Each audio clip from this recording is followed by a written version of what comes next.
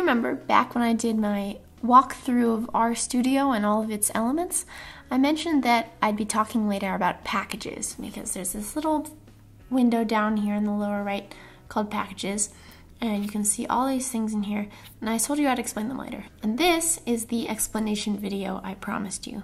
Even though you didn't know it, we have been using packages this whole time, but we haven't needed to add any additional packages. But starting next lesson, we will be downloading some new packages. So I'm going to take the time now to explain what they are and how you get them. Packages are a huge part of why R is so successful as a language and why it keeps growing and expanding.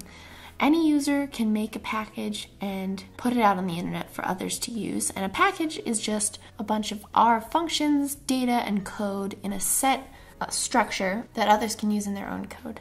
So R has a bunch of preset ones, which you can see in this file. Anything that has a check mark next to it already when you open up RStudio, that's automatic. It just comes with it so that R can work.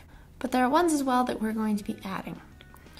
So there are two steps to using a package. The first is you have to install it, and I'll go over that in a second. And the second is you have to load it. So you only have to install a package once, but every time you open up RStudio, you have to load the package from the library. So I'll explain that in a sec. To install a package, if you have a Mac, you're going to type the command install.packages, and then you're going to put the package name in here. And a common one that we're going to use is ggplot2, and you have to make sure to put it in single parentheses. So ggplot2. And I've already installed this, and you can tell because it's already in my library over here. So I've already downloaded this, so I'm not going to do it. But what will happen when you install a package for the first time is it's going to ask where you want to install it from. So if you remember back when we installed R in the first place, it asked you to choose a CRAN mirror, and you had to choose the place that was closest to you. So you're going to do the same thing again. And once you've chosen that, you don't have to choose it again. Every time you download another package, it'll use that same mirror.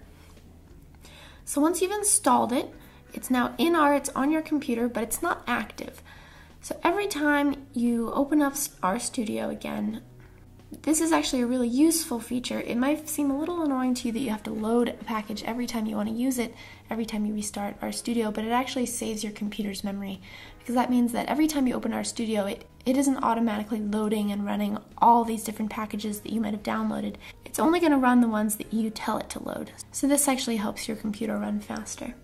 Once you've got this installed, the command that you'll run every single time that you need to use a package is library, parentheses, and then put your package name in here. So library, and I'll do ggplot2, and I'll run this, and it loads it in. And often you'll need multiple packages. We'll be doing a lot of stuff with ggplot2 and also plier. And for each package that you're going to need to use, you need to call it from the library. So library plier, I'm going to run that as well. So every package that you need to use, you need to load it from the library every single time you open up RStudio again. One way to see all the packages that you've installed is to just type library without a package listed in there. And you can see that I have a whole bunch. You'll have a lot of these too because they automatically come with R. But there will be a couple, like before you download plier, you won't have plier yet. And Reshape2 is another one that I downloaded. So that's a quick way of seeing what you have. Another way of seeing all your packages is in this window, which will show up in your bottom right. I've just expanded it. So here's where all of your packages are listed. I usually like to just write out the library command. That way I can put a bunch of library code at the top of a file, and then I remember that I need to load those particular packages for that particular file. But you don't have to. If you only have a couple that you know you're going to use, then you can just go into the Packages tab, scroll down to the package that you need. So let's say I need Reshape2, because that's the one that I haven't clicked. I can just click it, and this will do the same thing as running the library command. It loads it into R. So now R knows that I'm using this, and it has loaded that package. The last function here I need to talk about is the search function.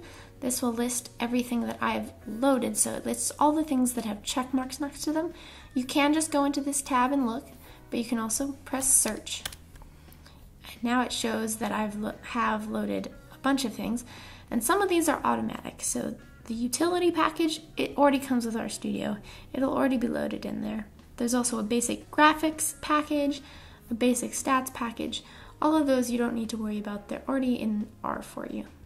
The last thing I'll do is quickly go over how to install a package on a Windows machine. The library command is still applicable for Windows. On a PC, you'll go to the Packages menu and click Install Packages. You'll do the same thing. You'll choose the CRAN mirror, which is the closest place to you. Just find one. You'll select whichever package you want to use, and then it'll install it, and then again, you'll just use the same library command to load your package every time you want to start up a new session. In this lesson, we learned about packages, what they are, how to install them, and how to load them each time you start up RStudio. In future lessons, we'll be installing and using several of these packages that I mentioned in this lesson to make some great graphs and to do some statistical analysis.